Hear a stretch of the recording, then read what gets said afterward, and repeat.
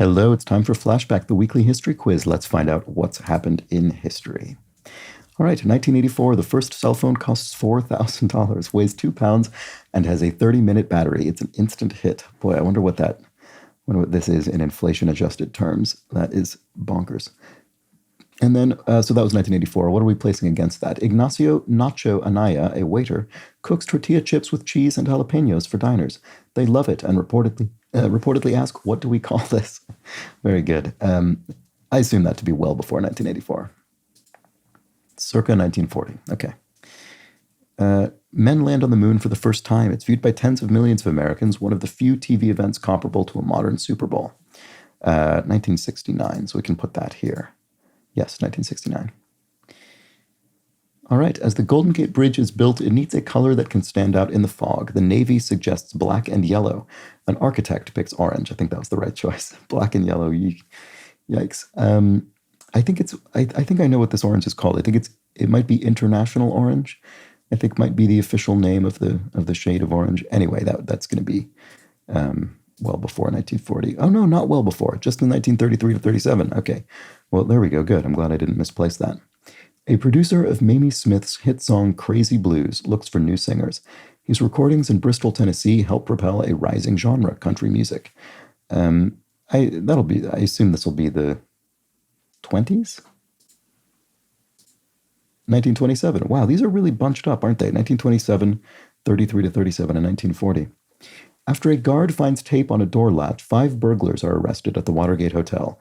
Their lookout says, does that mean I'm out of a job? There we go. That's early 70s. Yes, 1972. There we go. Okay. The 19th Amendment grants millions of U.S. women the right to vote. Some opponents fear women will make child labor illegal. Is that 1922? Boy, these are really close together. Let's see. 1920, sorry, it's off by 2 years there. Ghana achieves independence from Britain. It helps a wave of African states win freedom from European rule. Certainly post-war. I want to say probably the 1950s. 1957, there we go. And Edith Ceccarelli is born in California the same year that the Model T debuts.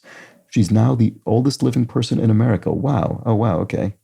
That's extraordinary. Well, then it has to be before 1920. I mean, the oldest person in the U.S. will have been born at this point well before 1920, I would think.